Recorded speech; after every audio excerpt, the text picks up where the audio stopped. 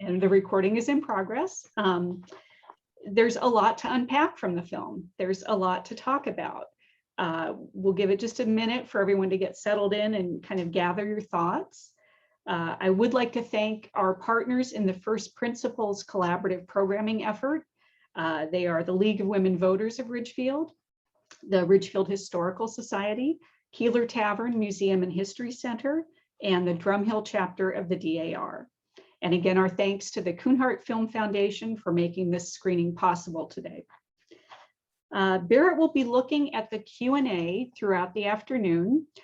We will also try and respond as swiftly as possible if you use the raise hand feature, which is at the very bottom of your screen along that toolbar. If you click raise hand, we'll try and unmute you and have some audio participation in the conversation, as well as the Q&A where you can type your questions.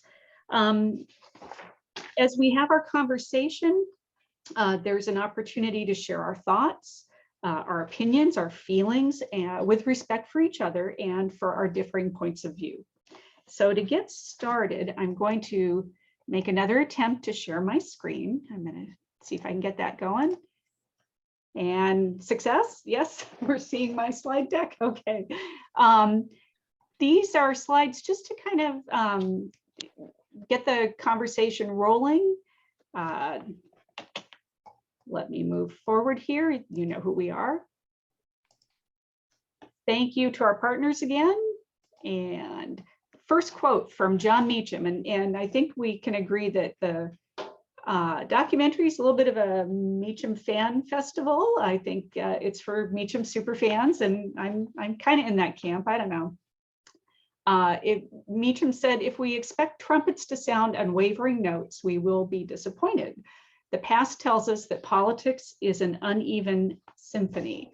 And I think that's a theme that we see brought up throughout both the book, The Soul of America, and definitely in the documentary, that, you know, this is not a straight through line story. There's a lot that is a little more like improv jazz sometimes, rather than I don't know, a very, and what's the opposite of improv jazz? Barrett, you know music better than I do. Classical symphony. A classical symphony.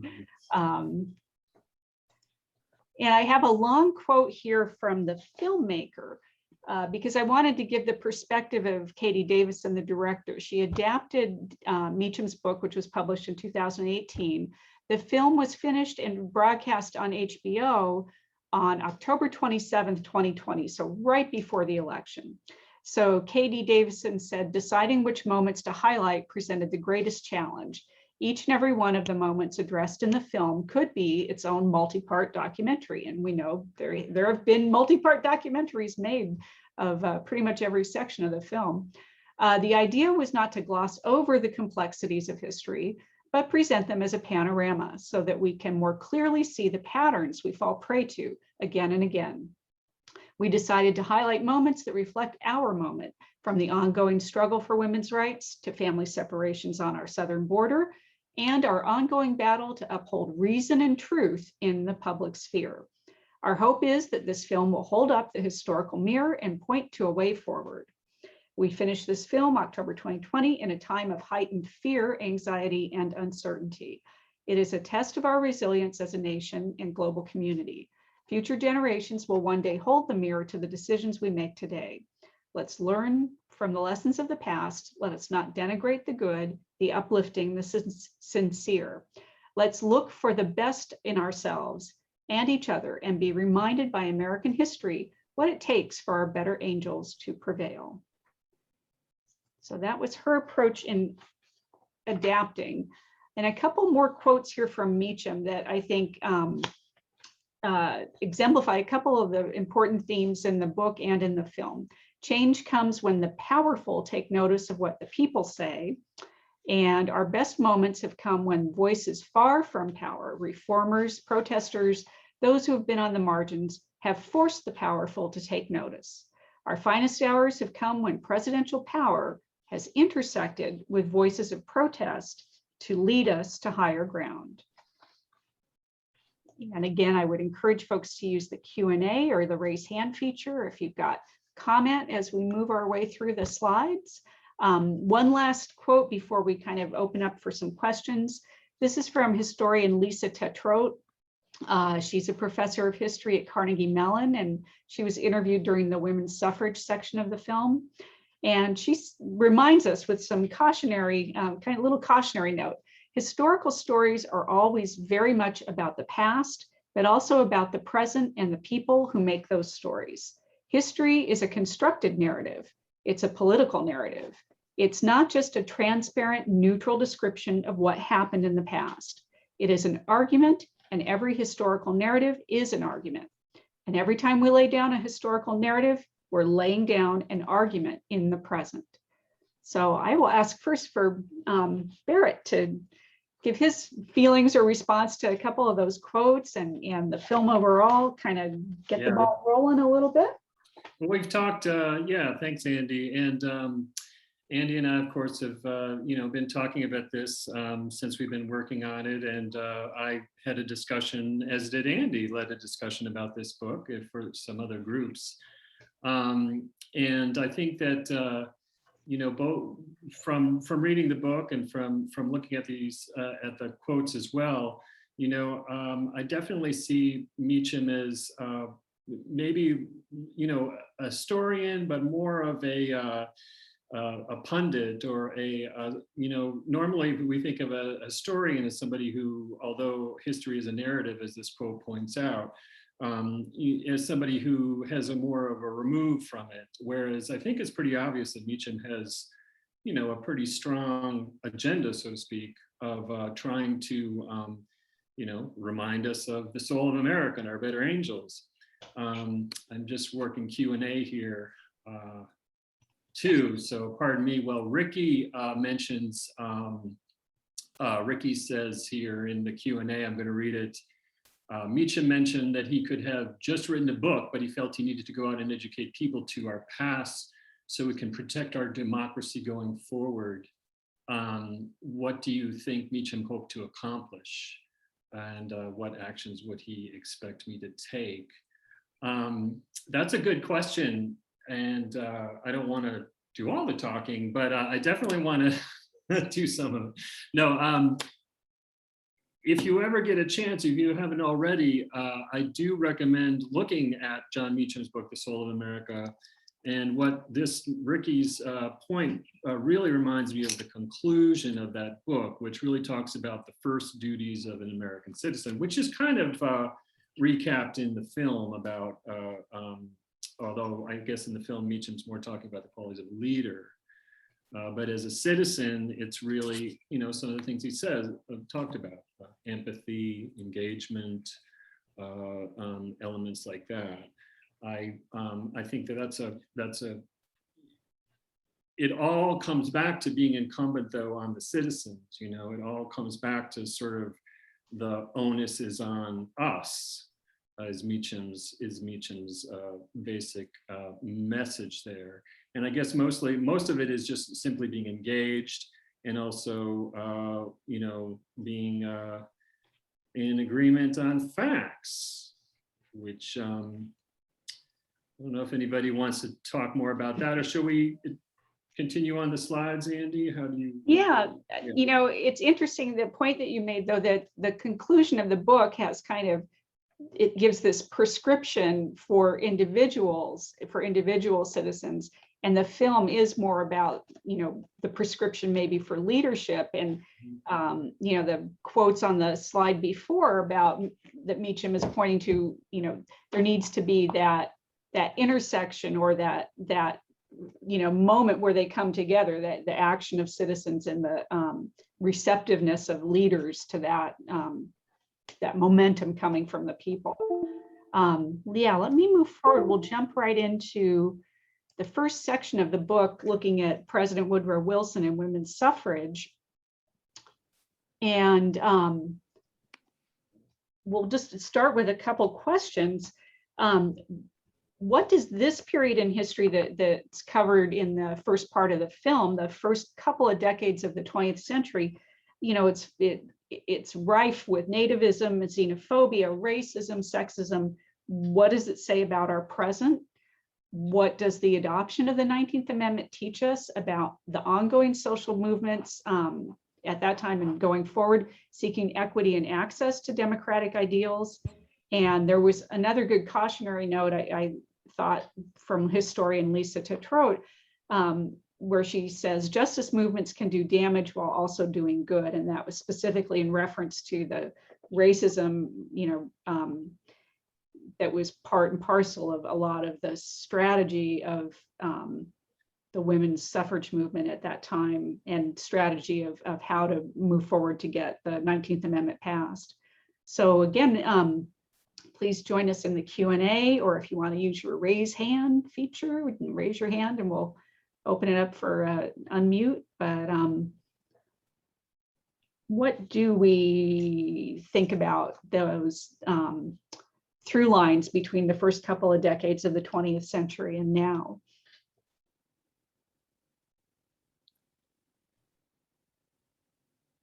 Well, while we're waiting for others to gather their thoughts, I think that we should also mention, just as long as doing all things Meacham, that he also has a podcast. Yes.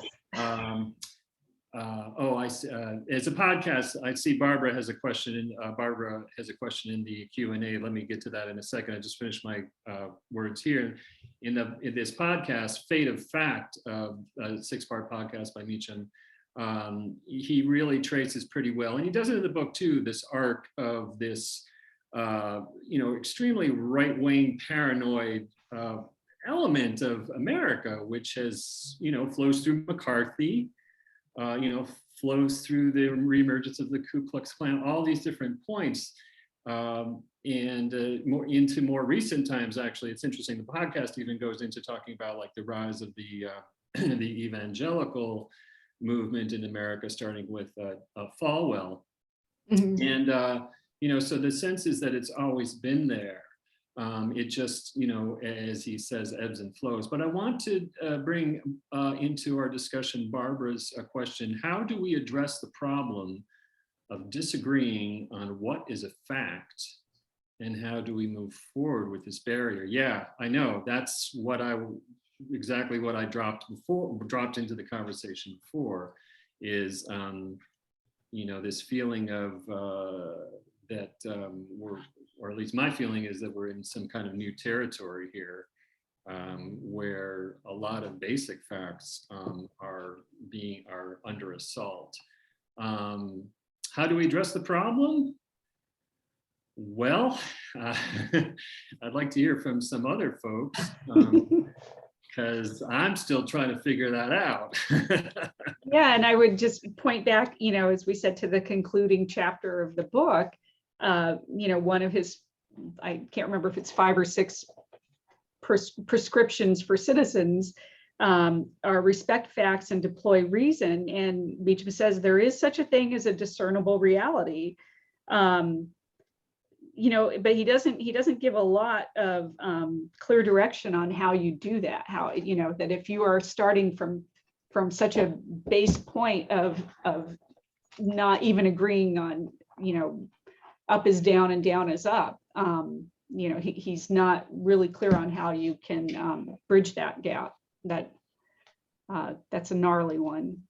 Well, and it's, I think, and Andy, we were talking about this before, and I apologize if I'm jumping ahead in some slides or whatnot, but we were talking about how technology, and Meacham mentions this in the movie, about how print was Lincoln and radio was FDR and TV was Kennedy and internet is Trump, and the thing is that the internet is a far more powerful tool, I believe, than, really any of those previous modes of communication, in terms of its multi-channelness, its instant, the element of, and just the ability to sort of manipulate public opinion and create memes, things like that. It's really, hasn't been anything like it ever before in the histories that we're reading, So I think that I'm getting back to Barbara. I see Ricky has another comment too, and I want to get to that, but getting back to Barbara's, or what we're talking about here, which is trying to figure out how we move forward.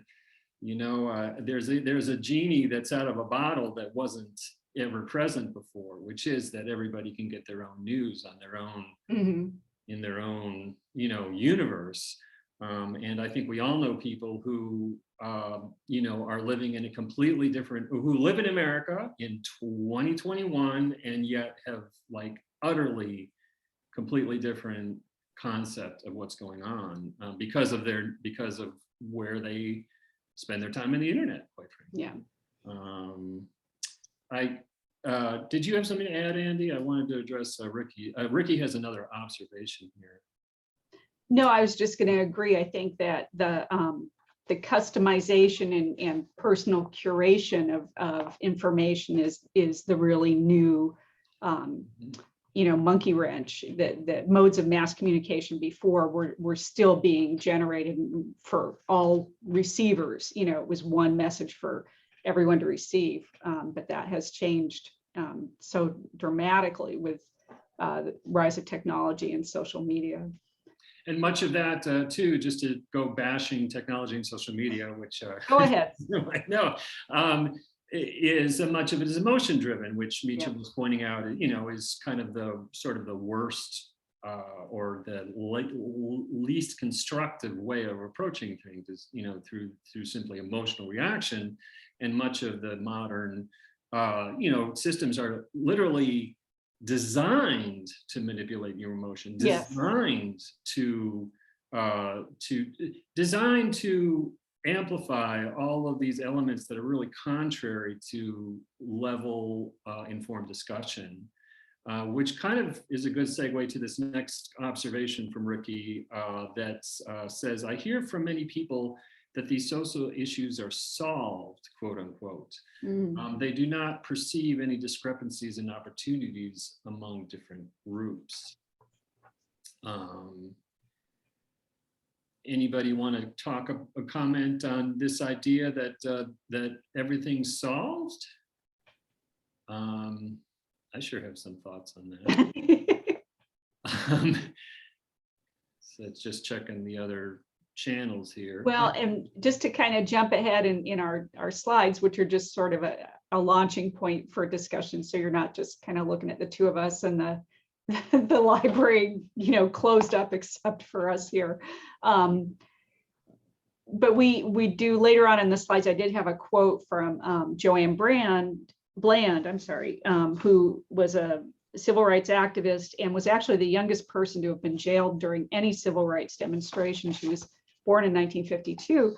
And she does talk about how to make sustainable change, that just when you think you've passed legislation or you've got a court ruling or, something feels like a definitive solution, a definitive progress, her cautionary quote is really about, she says in part, the 60s is a good example of how we can overcome, but you can't just stop after you get a law signed. Since it's been signed every day, somebody's attacking and nibbling and breaking off pieces of it. How long will it be before it's gone? So we've got to find a way to make sustainable change. And the question, I guess, back to the comment is, if you're making that change, how do you then have that be the shared understanding that the changes happen? And it's,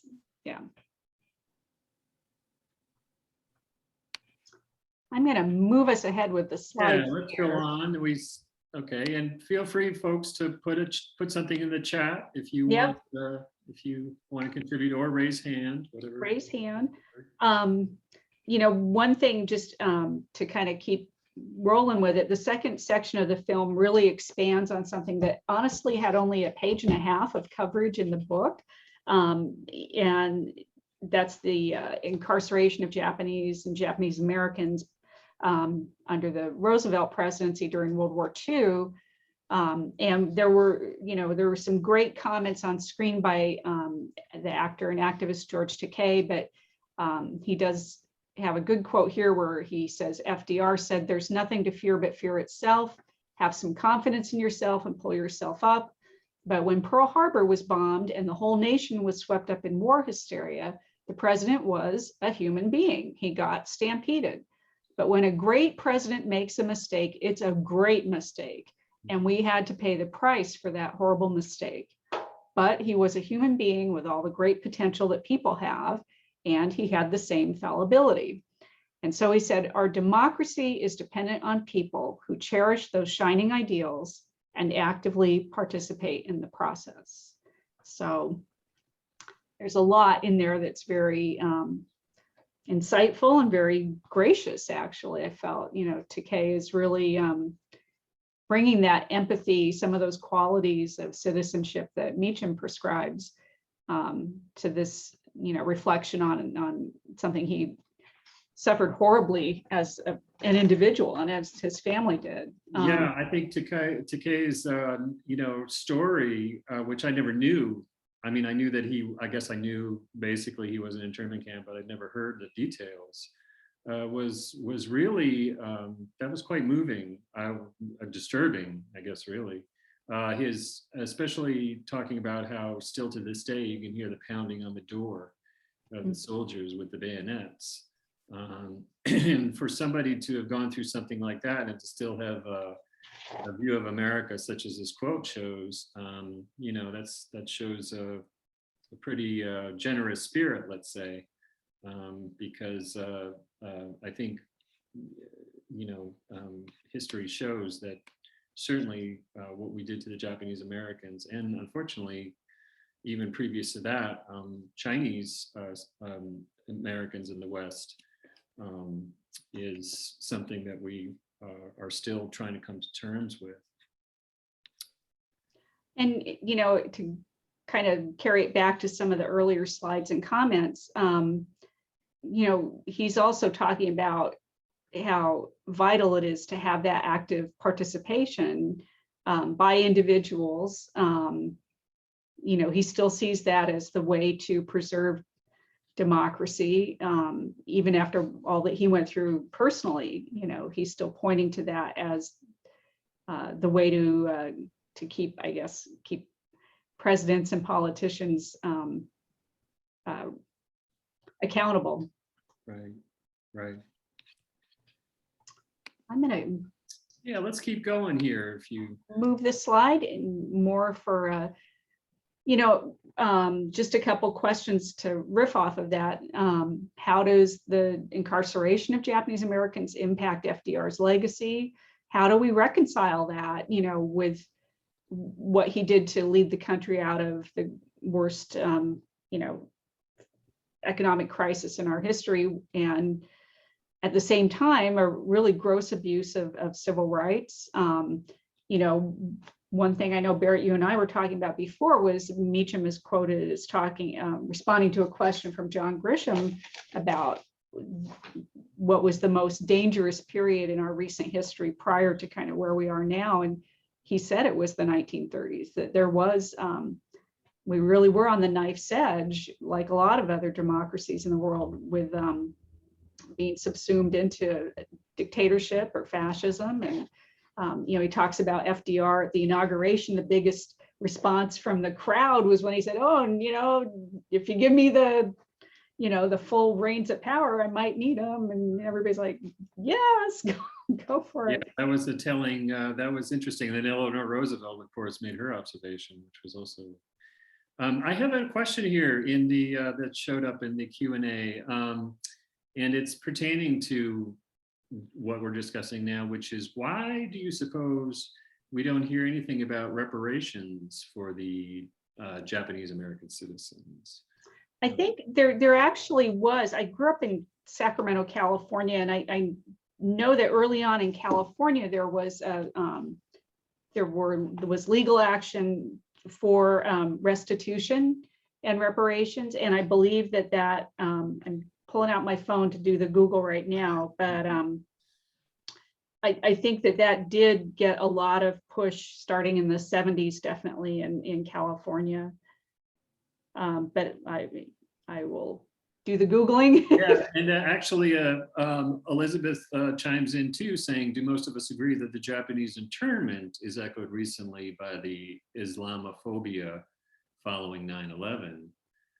Yeah, I think again, in a time of crisis, such as 9/11, for example, the reaction, unfortunately, is the demonization of certain groups. And for a long period, I mean, I think we may still be in it, frankly. Islam has been the every practitioner of the religion, every Muslim, is painted, unfortunately, by some people as a threat, as a radical threat. I think that, but you know what? I think this is an interesting question too, because let's think about this for a minute. I mean, so how do we treat the Japanese in World War II versus how do we treat Muslims following September 11th? We went to war after 9/11, but we did not build internment camps for Muslims. We did things like no-fly lists and worse, waterboarding and torture, memos authorizing torture and things of that nature. Certainly, things that now are regrettable, to say the least. I think I'm going to have a brief moment of optimism, which is kind of strange for me, but I do see a positive if you think about, like, not to say that two wrongs make a right, but in terms of the degree of reaction after 9/11, we didn't round up folks who were, everybody who had a Quran in their house and take them to, horse stables and make them live there, and then take them for 4 years and make them live in an internment camp. So, although that means progress or not, but yeah. I was just going to interject. I'm sorry that that was the plot for a movie called The Siege. Did you ever see that with? Really? Yeah, Bruce Willis and. Oh, Bruce Willis, of course. Yeah.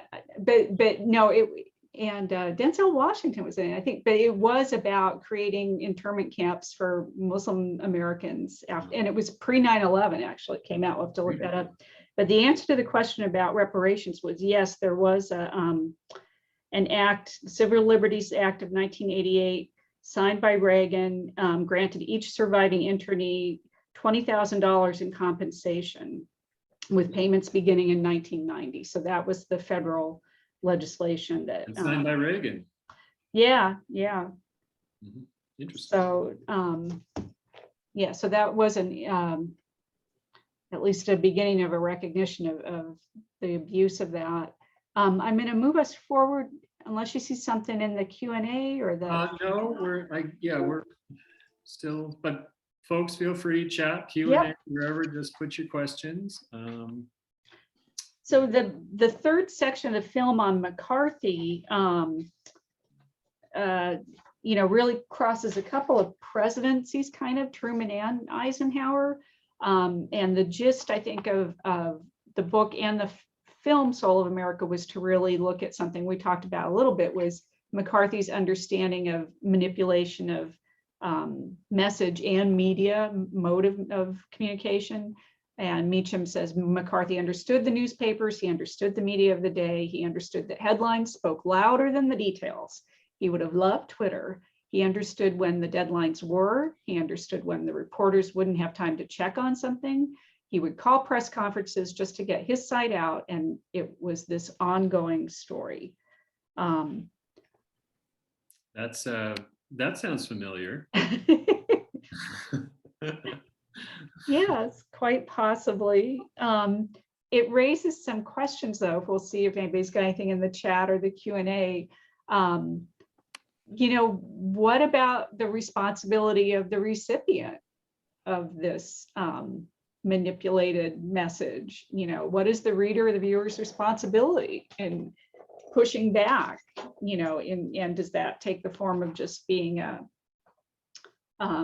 skeptical viewer, or what do you think is required of the receiver of information, all of us? Well, I'm sort of monitoring the channels here, but I want to comment on that if I could. and I want to point to something that came up in the film, the numbers that he said, 17% of Americans trust government now, as opposed to 77% in 65. And especially the number of, it takes $130,000 a year to live a middle class life in America for a family of four, and most are making 56. So, I guess my point here is, we make decisions based more on emotions than on facts. I think that's pretty much like, well, you may disagree, but I think there's a lot of, many decisions in life, big and small, are more made about how you feel, or, than really, what's the best way forward. And I think for many folks, economic insecurity is a really, really big problem. And so I guess economic insecurity leading to all these other fears.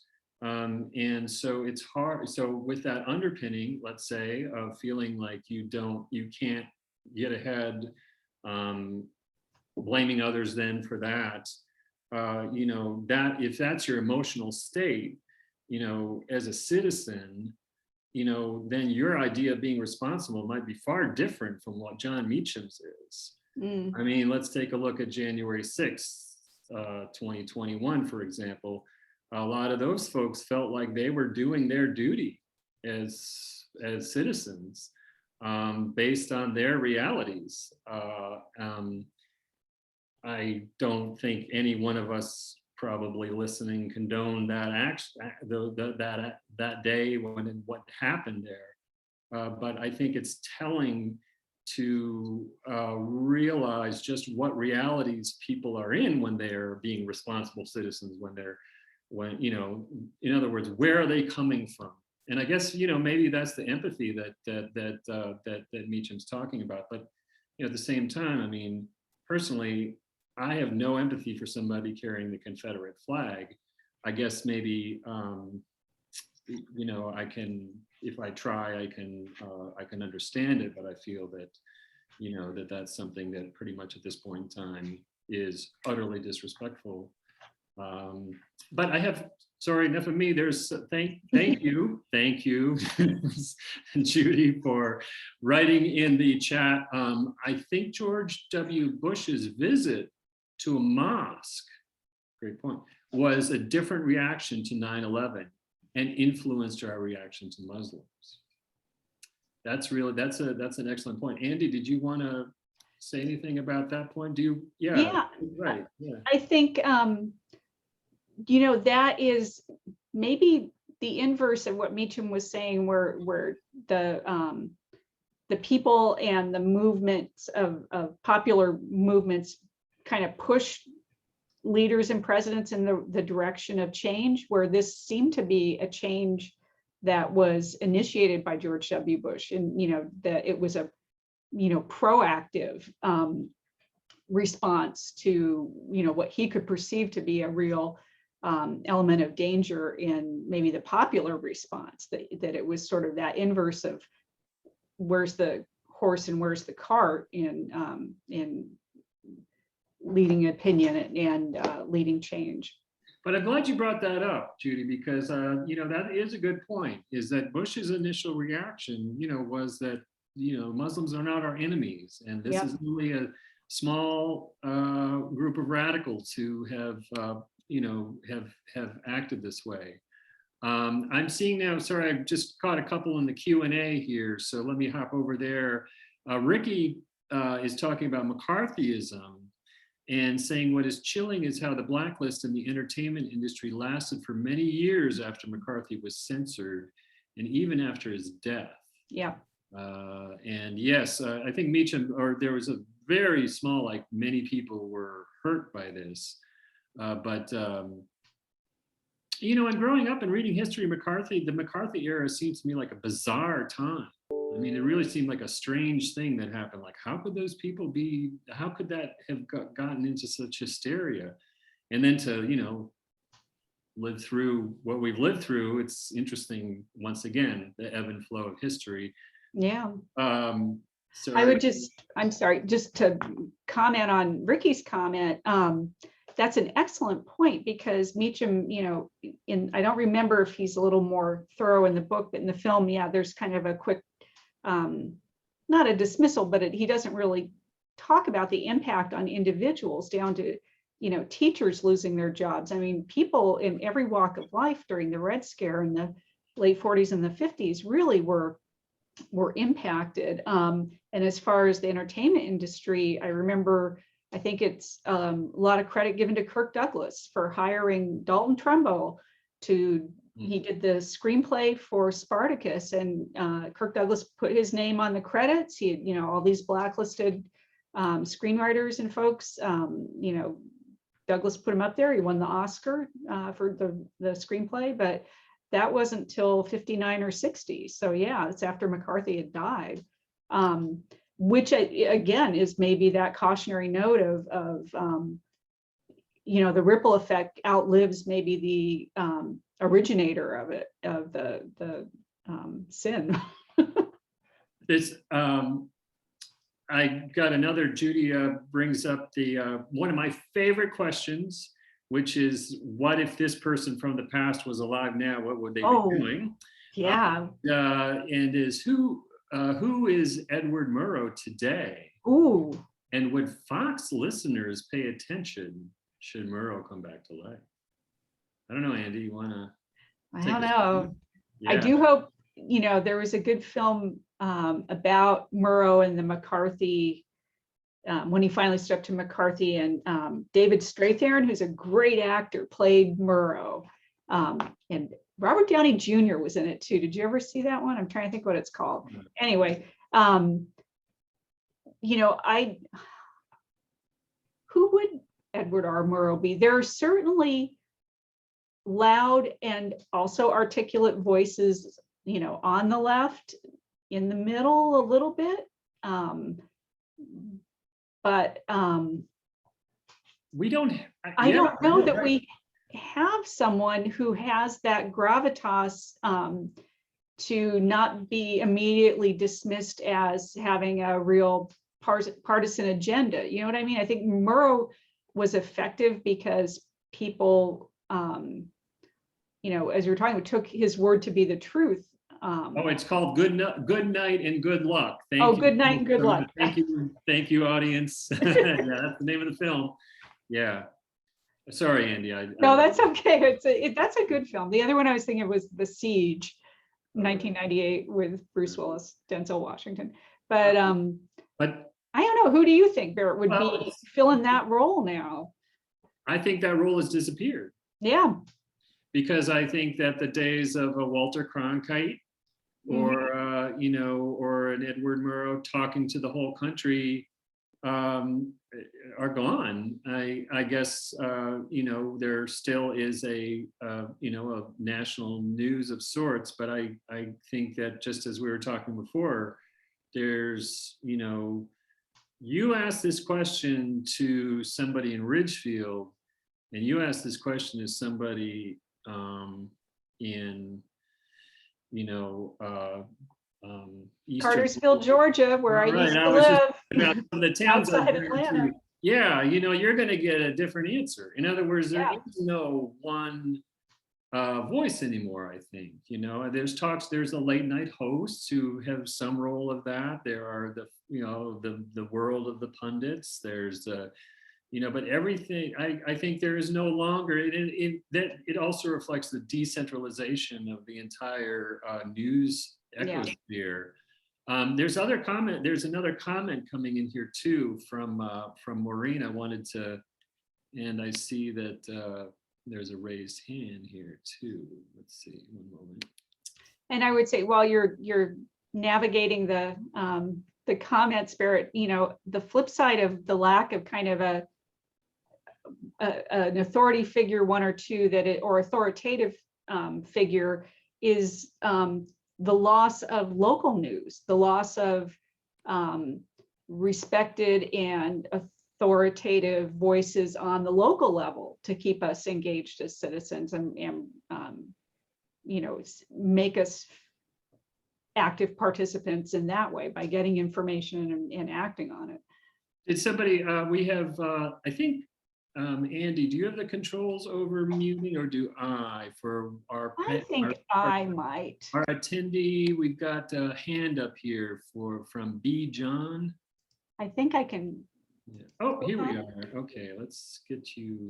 I think we have to ask to unmute. I'm clicking on the ask to unmute button. Now I think you're unmuted. Oh, no, it hasn't happened yet. All right, well. It's telling me that he has permission to talk, which sounds a little Stalinist, but right. you have permission to talk. Remove permission to talk is the opposite, which is not so good. I think B. John, if you unmute yourself, you can talk. Yeah. Just wait to see if that happens or not.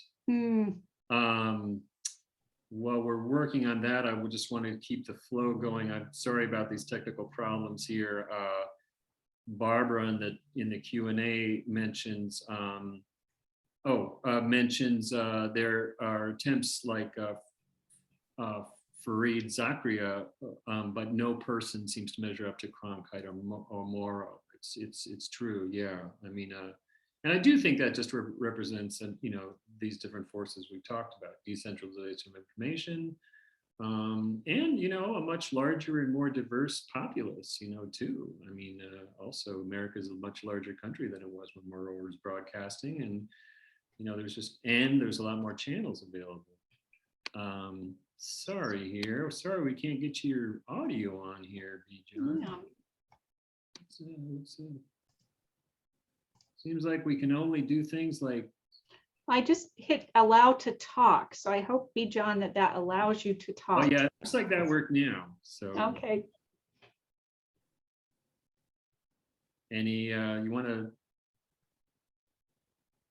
If you have your raised hand, you should be able to speak now. It looks like your microphone's open. Well, let's keep on going with the slides, and we'll pipe in whenever you want. If you have your mic, get your mic going here. So, do we have any more chat or questions? Or I might just go ahead. I don't know. That's it. That's it for now. Yeah. So let's we can keep going here. Move ahead to the civil rights movement, which I thought, as far as the film, picked up a little bit, because you did have those first person witnesses speaking to camera a little bit about that, and that helped a lot. And one of them, this was that quote, I had part of it before, from Joanne Bland, talking a lot about when I wake up each morning, I feel like I'm paralleling the 60s, and that's not a good place to be. This world should be much further than that, and it gives some people a sense of hopelessness. Not me, because I know it's going to be all right. We just can't sit back and let it keep happening. So we have to use those tactics we used and build upon them.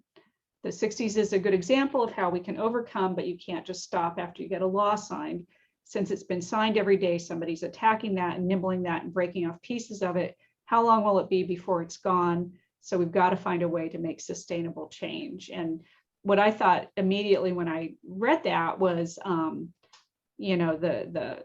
basically cutting the legs out from under the Voting Rights Act, the court decision, I want to say 2005, is that right? The Supreme Court decision. I think that I will look it up on my phone right now, but that this feeling that nothing is forever, that progress is precarious. It's in a precarious place all the time. What do you think? We've got another, Marilyn's put something in the Q&A. This is right in line with what we're talking about here. I'll read the paragraph. It says, they said in the film that we shouldn't take our liberty for granted, and the work of citizenship is the work of democracy. After the 2020 election, there have been hundreds of voter suppression bills proposed in numerous states with the idea that there was serious voter fraud. If folks want to address misinformation and disinformation about voter fraud and support full access to voting for all, they can do their research and repeat factual information about the lack of fraud and learn about proposed bills that will protect voters and voter access. And if they agree with those bills, ask their legislators to support bills like that for people, for like the People Act or John Lewis bill. Right, exactly. No arguments with that. And yes, and we're seeing, but again, we've got this part of the political discussion in America is convinced that the election was stolen, and one of the parties in one of the major parties in this country, who holds a fair amount of political power, chose to almost unanimously dispute the outcome of the electoral college. So again, everything that Marilyn said in this paragraph is absolutely true. And I mean, yes, learn about the bills, vote, be involved. I'm just going to throw it right back out there, though. So are the folks who are, who are saying the election was a fraud. I mean, I actually, I just to sort of play the other side here, those legislators in the states who are pushing hard for all these limitations on voting, I think believe that they're actually, being good citizens and protecting the country. I mean, I think it's more than rhetoric. In other words, it's a held belief. Andy, It's a held, yeah. Did you want to talk? Yeah, one thing that is a through line in the film and the book is this idea, of the concentrated acts of citizenship and the, people power, the power of protest, peaceful protest. But really looking at the effectiveness, I think, of, the right over the last 30 or 40 years has been an effectiveness in manipulating or using, I shouldn't say manipulating, using effectively the levers of power at local state level, taking, getting into majority positions in a lot of state legislatures, having a really effective lobbying and advocacy program at the national level and Congress. I mean, there's people power and there's the power of protest and direct action and all the kinds of things that I think Meacham has talked about, how that combined with this the skill of those in power, the leadership qualities, those two things can make change, but change can also happen when you're learning and using the institutional levers of power. And I think that maybe has been the success story of the conservative movement in the last 30, maybe 40 years. What do we all think about that? Let's see, we're just looking here. Yeah, feel free to type in the chat. Sorry, the audio still doesn't seem to want to play along here, but type away if you want to put your thoughts out there and I'll read them to the audience.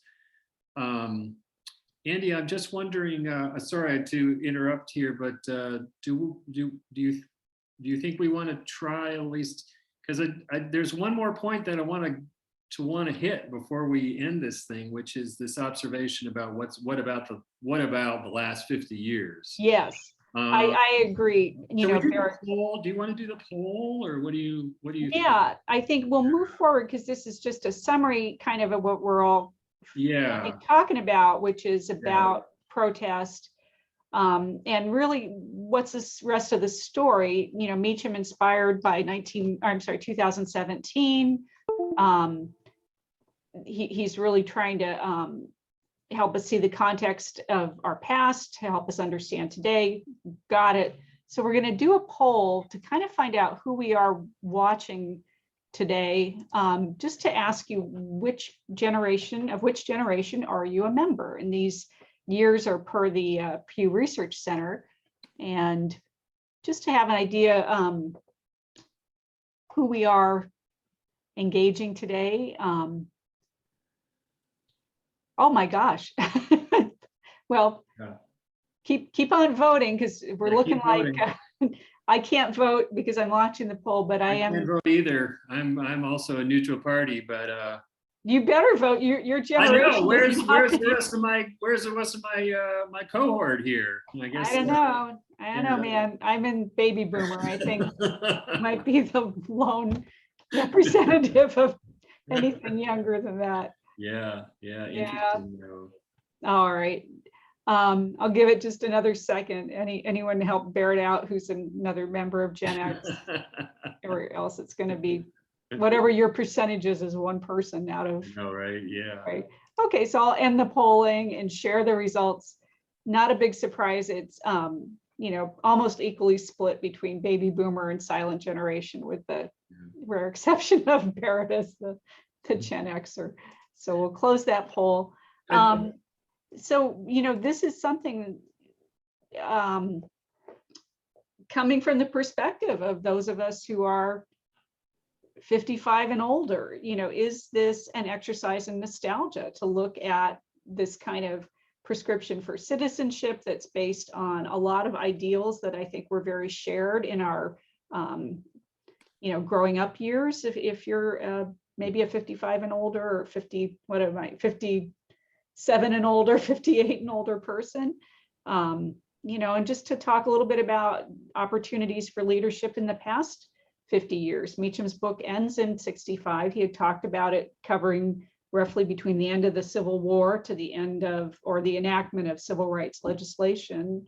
But what's happened since then? What is it? What do you think, Gen X? Yeah, as the Gen X spokesman here. Well, this is a conversation that I've had with a lot of people, and those in my book group also probably, you've heard this already. And that's simply, as I was reading this book, and others like this too, No Ordinary Time by Doris Kearns Goodwin. Many of those books have this sort of, the classic sort of American story of Lincoln to Teddy Roosevelt, to FDR, to LBJ. But, I just think about so the first time I was eligible to vote was when Ronald Reagan was elected president. And so, my entire life has been with, has been under presidents who apparently don't merit, getting into John Meacham's book. In other words, and I was doing the math too. I was thinking about, the women's suffrage movement, 1919, and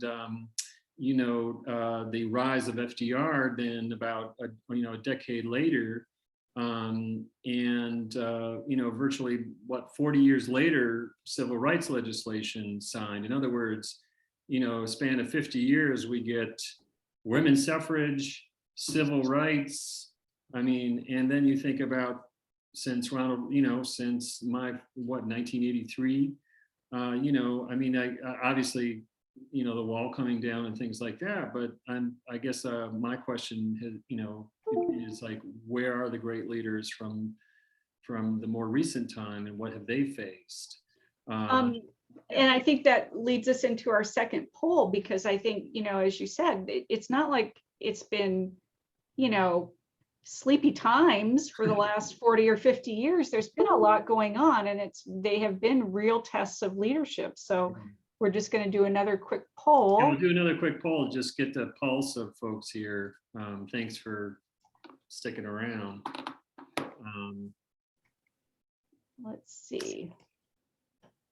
Because my question really is, of course, these stories resonate with me. I identify with them.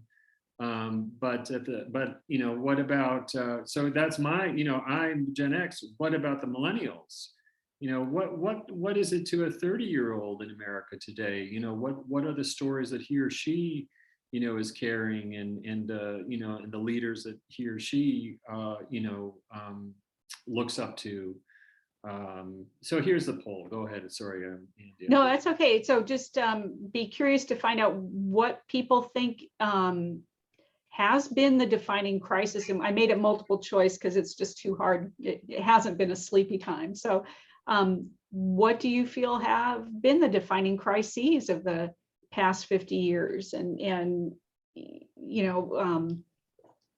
as Barrett says, where have the leaders been to meet those challenges? And as Meacham was talking about, where's the popular movement? Where's where have the people in the streets been on any of these things? We had a chat come in that's a comment from saying the 60s had the counterculture, but also the rise of fundamentalism. That's a good, yeah, I mean, it's true that we pretty much, along with the counterculture came the rise of what essentially has been the right that's dominated us since then. Yeah. And I'm sorry, go ahead. Oh, no, Andy, what did you want to say? No, on that, I read something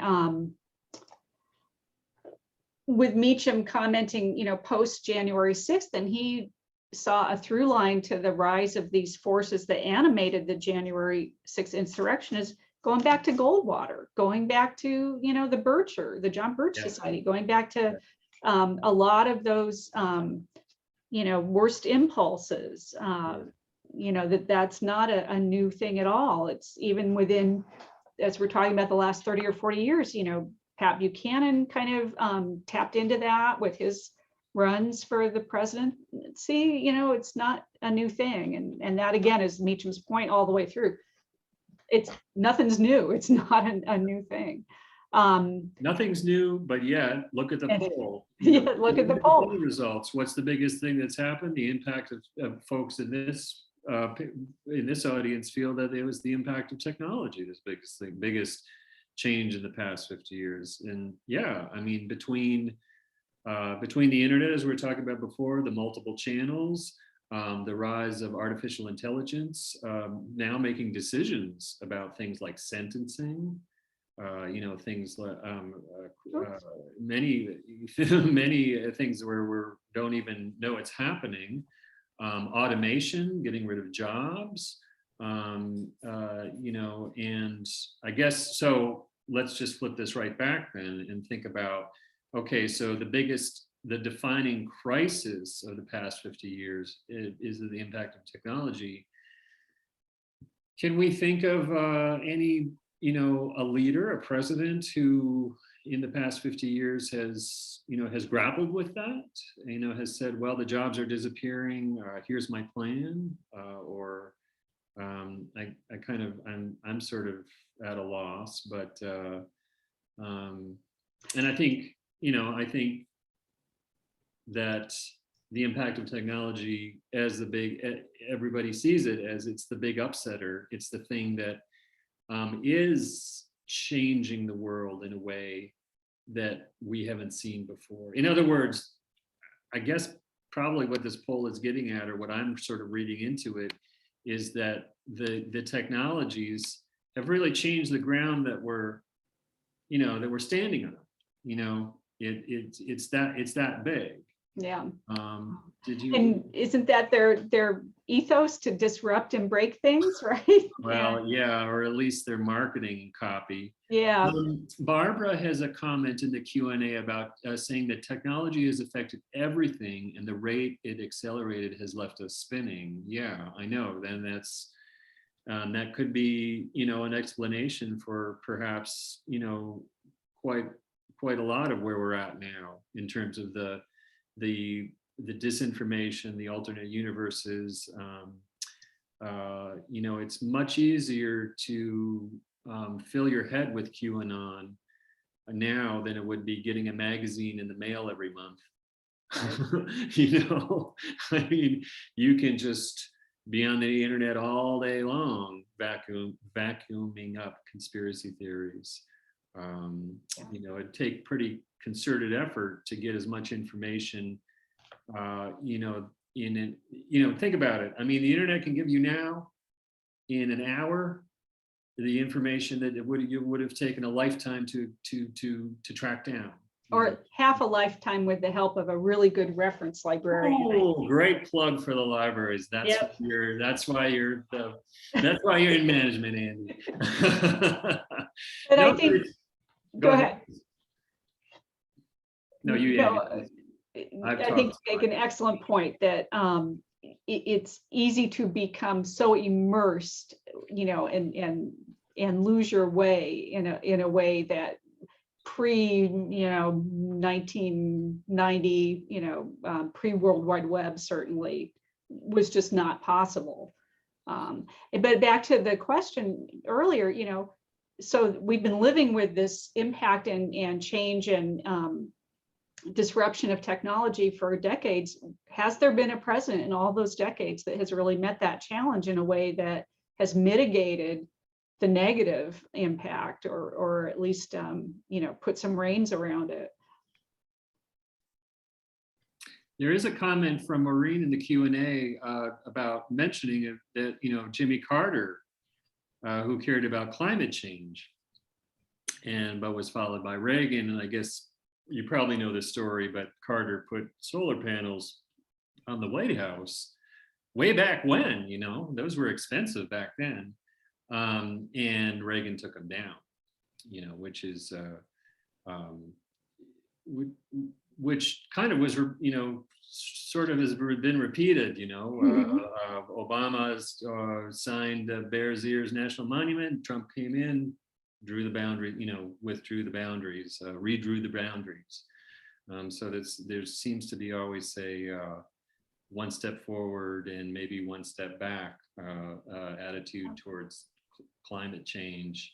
I have a feeling that's going to change in the future as we see deeper changes going on.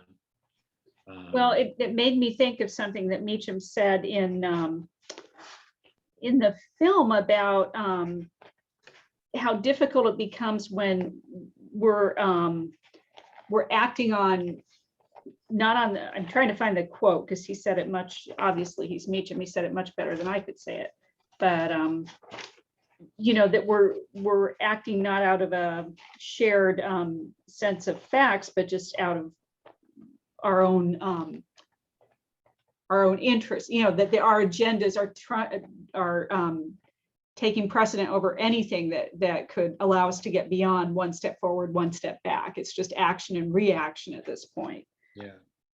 We react because of where we stand, not because of what things are. Right. I remember that quote. Yeah. Yeah. That was a pretty, you know, pretty good summation of the current state of play here.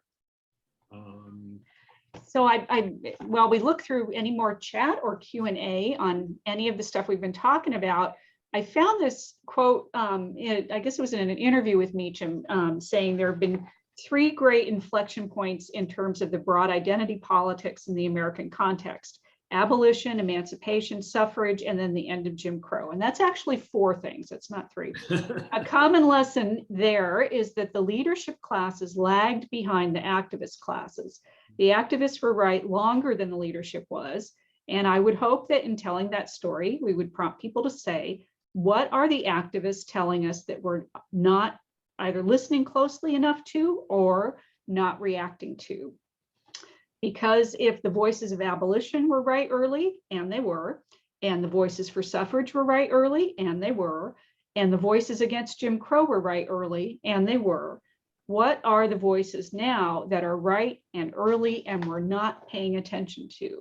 And I would ask beyond that, is it even possible to hear or recognize those voices in our current condition of partisanship?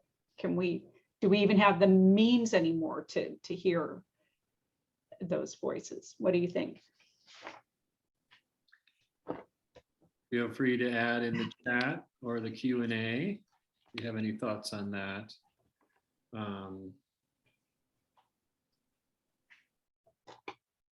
Just waiting for some input here.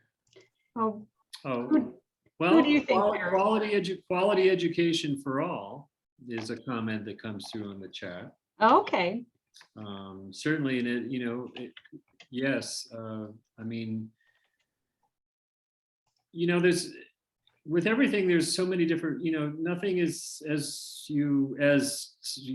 since most of our audience is from older generations, you already know that life is complicated and there's always multiple factors involved, in every situation. In other words, education is a factor. I think economic security is a factor. I think that's a big factor. I think that, and I think the as I was saying before, I think the media ecosystem, technology, I guess, really is a factor as well. And not all of these, and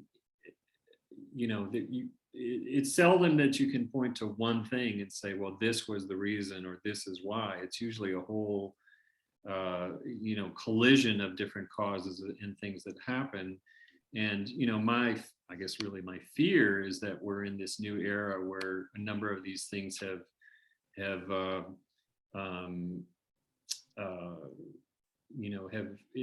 intersection where things are suddenly extremely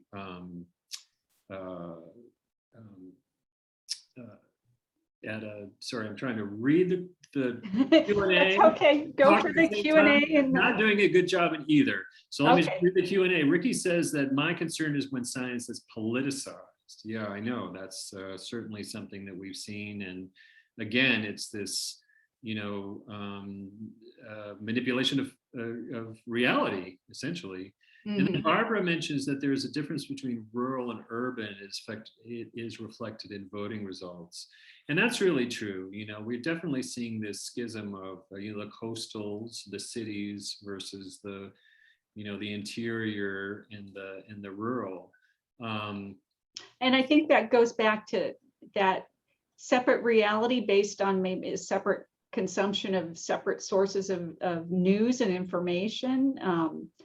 We're seeing that again and again, that map breaks down in the same ways over the same kind of issues that in the past, I think would have had more consensus, created. It is also, but there's also different, there's different tensions and different needs in rural and urban, too. Yeah. There's, there is a big difference between a small town in the Midwest and DC or New York or LA. And some of and again, I'm just going to keep coming back to the economic realities in farming communities, in previously industrial places like Youngstown, Ohio, Detroit. These are places that have not come out ahead. LA, New York, DC, San Francisco, they're all doing great. You should, if anybody wants a lesson in American history, just go to Detroit right now and see what that city looks like. It is, it's, things like that really have, it shows why there's such a divide. Okay, great. The chat, the Q&A are blowing up here. Let me just read again, sort of in the Q&A, there's an emphasis from folks about, Maureen brings up the point that we have a problem with rural states having more power in the Senate than the populous states. And yes, it's true. The actual structure of our government is right now, is partially a factor in what's happening in terms of a very large voice for states that have smaller populations than some cities in the East. And I see a comment here from an audience member in the chat. I'm just going to read it. I'm sorry, I can't. I just said, well, that was the point Meacham made. Listen to others, be curious of others. And yes, education, huge. Equal access to opportunity, hearing about the difference in financial aspects by race, mortgages, appraisals, credit, etc., made me so sad and then angry that such exists after growing up during the 60s when I thought wrongs were righted. Yes, I know. And for all of us, yes, I think we all keep, it's just the old, what is it? Oh man, I can't remember my American quotes to save my life. Something about the price of freedom is eternal vigilance. Or yes. In other words, you always have to, nothing's ever done. it's basically always have to be working on this American experiment, always have to be, fighting against the forces of darkness, and trying to bring in the forces of light, to put it into Meacham's terms. Right. And he said those were perennials. I mean, that, that was at the end of the film. There's So, just, I think, those of you who were in the 60s and, and saw the changes that happened then, but I mean, as a student of the 60s, I can, I also know that there was a terrible amount of violence and confusion. And I mean, there's a certain amount of rose-colored glasses looking back on the achievements of the 60s, which are, in the 70s, because the 70s really continued it. But, I think sometimes there's a tendency to forget too, how uncertain and violent and how much opposition there was, throughout all of that, from what went down in Alabama to, Stonewall riots in New York. I mean, in other words, a lot of violence, and nothing was ever clear. Right now, we're reading the Frederick Douglass biography in doing plugs for my book group, sorry. But it really just brings up just a point that I brought up the other night in the talk, which is that, when we read history, it all looks like it just worked out okay. And like right now we're, in the book, we're in the 1850s in America, and it's like just putting yourself into the present and realizing that no point in time did anybody know what the outcome of anything was going to be. Nobody in the 1850s knew what was going to happen in America. Nobody in 2021, we can't foresee, the future will show what's happened, but it basically is up to all of us to just try to do our best, in the present moment. Yeah, and I think that was, brought home so vividly, if we look back 7-8 months, a year ago, none of us would have predicted what happened in November of 2020 or in January of 2021. I mean, we're living it now without the ability to see beyond the end of this day, even, Yeah, I actually think that now is an even more uncertain time, because we, now is this point where we are wondering if we move past a demagogue, or if a demagogue is simply in, a resting phase and going to reemerge. It feels to me at this right now, in this moment in America, it's even less clear, perhaps, because all that violence that we saw in January, and all of the really violence we saw in the last 4 years, that's somewhere. Those people are somewhere. That's all still happening somehow. It's just like, where is it going to manifest? Because there's no leader to give them, the agency to speak up now. But it's not like the Proud Boys are now celebrating Pride Month. Yeah. Then I think back to, Meacham, it's something he says has always been there. I mean, I think he tried through the book and the film to be reassuring. So I'm going to move us to our final poll, which is about our feelings, after seeing the avuncular John Meacham on screen. So just how did you feel after seeing the film, or if you read the book, or after the discussion? This would be a good way to wrap up here, to just get your emotions. I mean, there was a lot to unpack in the film that I think. I see inspired. Pessimistic. So I'm like watching a horse. Coming on strong with. I'm frustrated. Where are you? There's some of my frustrated friends here. I think I made this multiple choice with the understanding that we can have multiple feelings about. I think I pretty much hold all 4 of these all the time. That's a feature of Generation X, I think, is that you can hold I guess you're right. multiple feelings at once. But it's looking like we're getting close to the end here. And interesting, we just had someone come in and change the mix. Hopeful and frustrated in equal measure. Let me share the results here. So hopeful and frustrated, 40-40, inspired and pessimistic, 10 and 10. So I think that's probably a good thing, because I feel like one of the main points of the film and the book are that you need to have both of those. You need to have those things to animate you as a citizen and to get you off the sidelines and to be engaged. You need to be both hopeful and frustrated. So I guess we're right in there. What are your thoughts, Barrett? And what do you see? Yeah, you're right. Yeah, I share your in you know, again, going back to Meacham's, you know, thesis, and you know, both of the hopeful and frustrated, you know, those are two sides of this, to me, two sides of the same coin. You know, you can be hopeful, and then you can be, you know, frustrated when those hopes aren't moving forward. But all of that shows to me some sort of action.